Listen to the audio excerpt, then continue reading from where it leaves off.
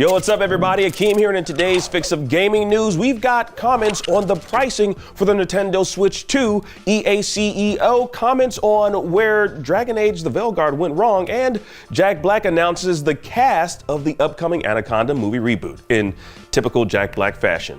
This is your Daily Fix.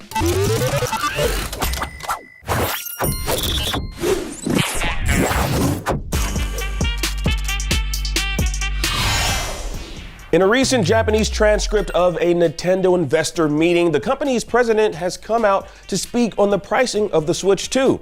Now, while he didn't reveal the exact price of its next handheld, he did address affordability concerns and inflation. Quote, "In addition to the current inflation, we are aware that the exchange rate environment has changed significantly since the launch of Nintendo Switch in 2017. We also need to consider the affordable prices that consumers expect from Nintendo products. When considering the price of our products, we believe that it is necessary to consider these factors from multiple angles. At this time, we cannot disclose the specific price of Nintendo Switch 2, but we are considering it while taking various points into consideration.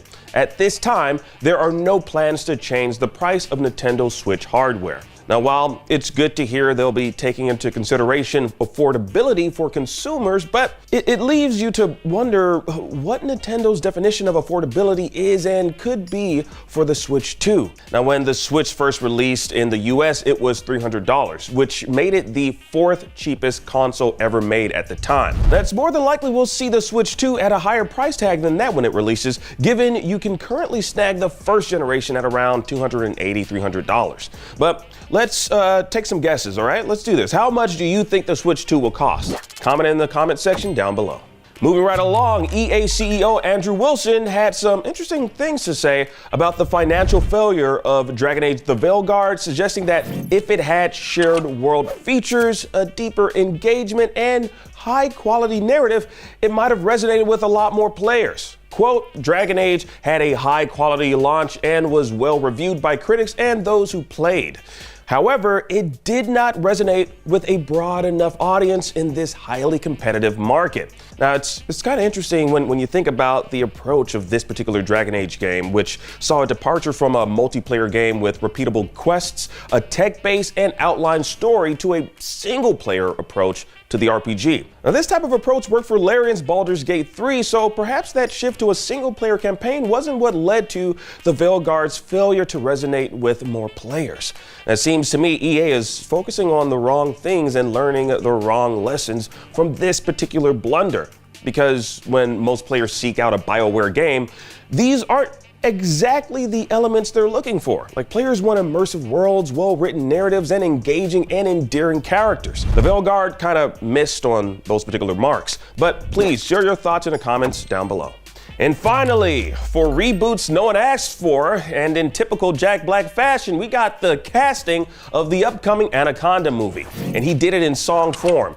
I'm not gonna rattle off the names, I'll just let him take care of it.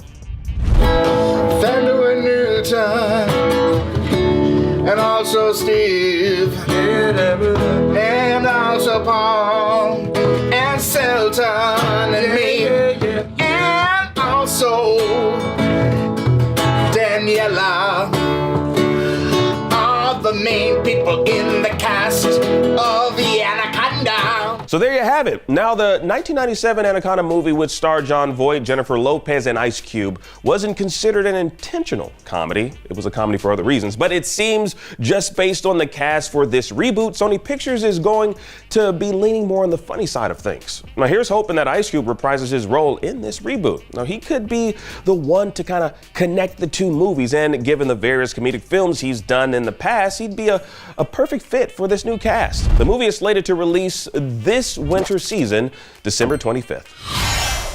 All right, and that about does it for your Daily Fix for today. I'm Akeem Lawanson, and you just platinumed another episode. Now that you're caught up on today's news, please check out our previous video. Download the IGN app on all your devices, and for everything else, stick with IGN.